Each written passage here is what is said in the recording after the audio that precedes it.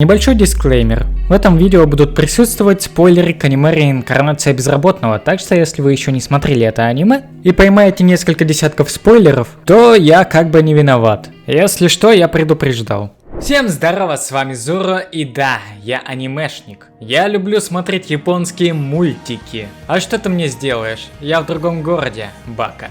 Прикольно, что параллельно со съемками этого видео по самому лучшему аниме за последнее время, объективно, я готовлюсь к роли Деда Мороза на Новый год для детишек.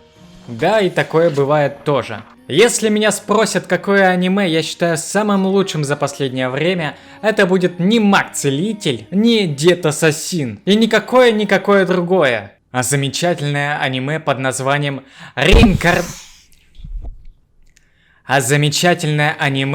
«Реинкарнация безработного». Или же «Перерождение безработного», кому как угодно. Лично мне первое название более привычно. Я помню, когда еще только вышел первый трейлер «Безработного», я почему-то сразу почувствовал, что это будет что-то суперское и необыкновенное. Помню, что в ночь, когда уже вышло несколько серий, а на следующий день у меня был пробный экзамен по математике, нормальный, адекватный человек бы выбрал вариант отоспаться перед таким событием.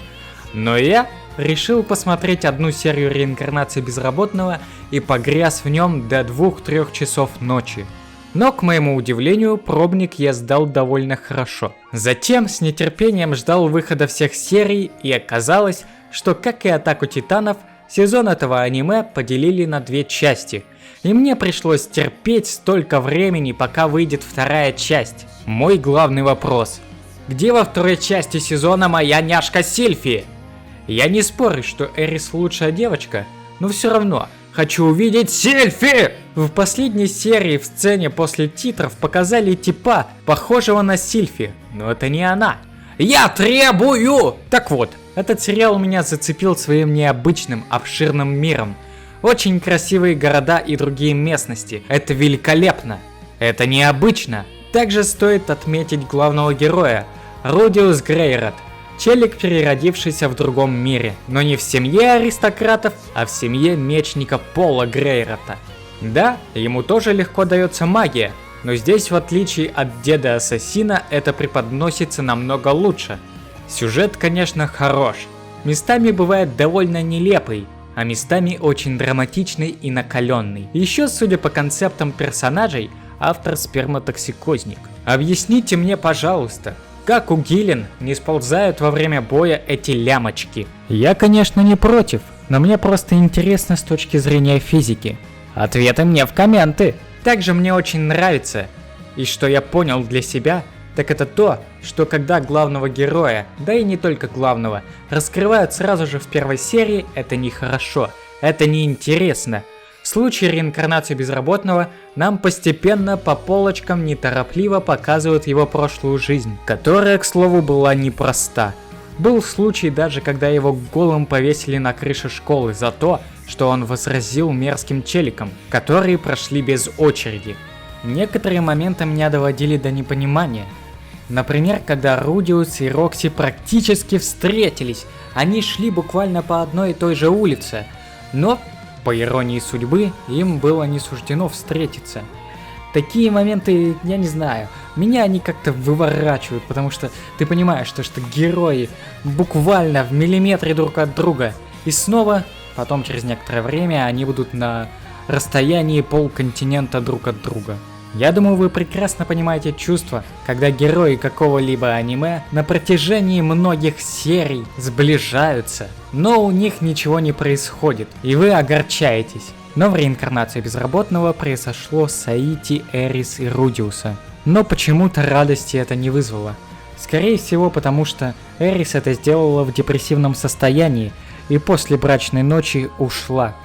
Ушла скитаться с Гиллен, отрезав и оставив на полу перед кроватью Рудиуса свои волосы. Как некоторые утверждают, она ушла, потому что считает себя слабой, и при следующей встрече с Рудиусом хочет показать себя сильной. Не знаю, насколько это так, пишите в комментариях, если знаете какие-то подробности. Также мне очень понравилась постановка боевых сцен. Нет кадров ради кадров. Каждое движение несет за собой смысл. Например, тренировка Эрис с Руйджердом или файтинг Родиуса с контрабандистом-работорговцем, или же битва с Орстедом. Огромный респект авторам за то, что они поняли психологию человека. Вот, например, если я вас спрошу, крутая ли заставка у Мармока на канале? Многие из вас скажут, что она офигительная, но я почти на 100% уверен, что большинство из вас ее скипают. Так же происходит с опенингами в аниме. Но тут создатели сделали опенинги частью сюжета, то есть какие-то события показывают под музыку, и к слову о музыке из опенингов и эндингов. Возможно, это мое субъективное мнение, но мне эти песни показались очень душевными, и разумеется, я добавил их в свой плейлист. Хотя сначала мне эти песни не очень заходили, но через несколько перепрослушиваний я понял, что это чистый кайф.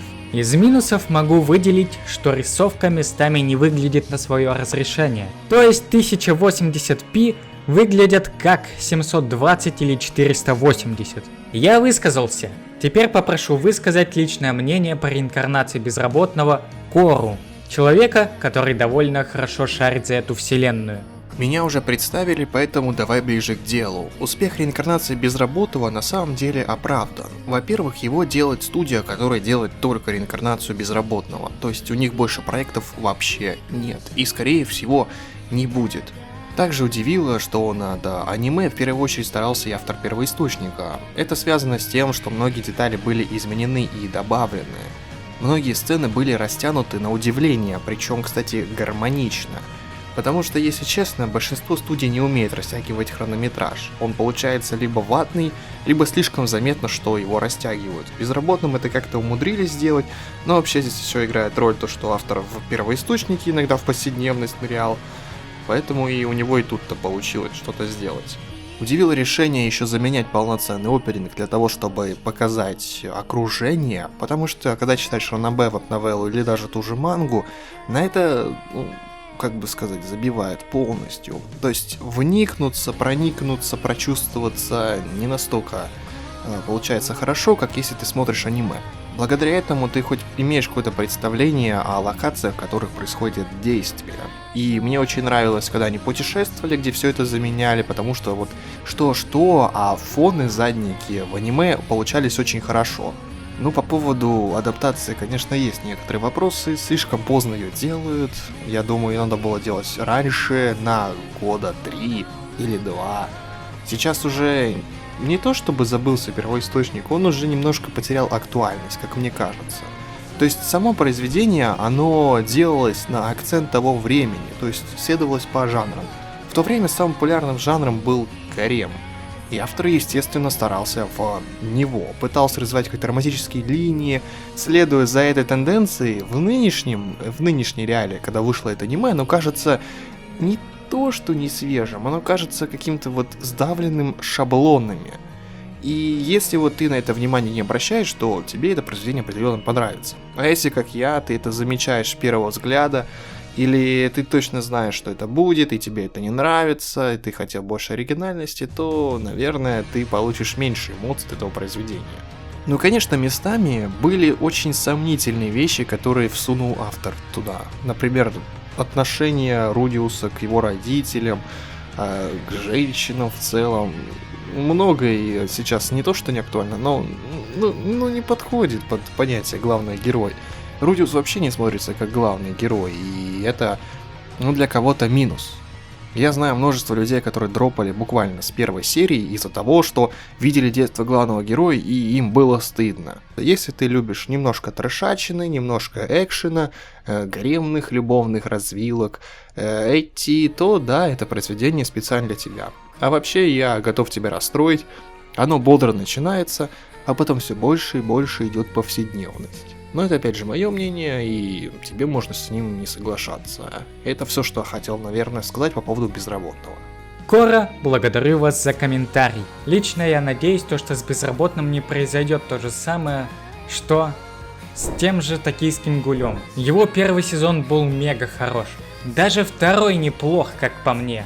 А вот третий и четвертый... Боже упаси от этого ужаса. Что же, будем вместе с нетерпением ждать продолжения реинкарнации Безработного. А пока там у нас уже скоро и Атака Титанов, финалочка подойдет. Всем спасибо за просмотр, ставьте лукасы, подписочки, уведомления, пишите комментарии. И также переходите на канал Коры. Я поучаствовал в его ролике по озвучке Ранобэ реинкарнации Безработного. Моя роль там Дед Рудиус. Еще раз всем большое спасибо за просмотр, всем удачи и всем пока.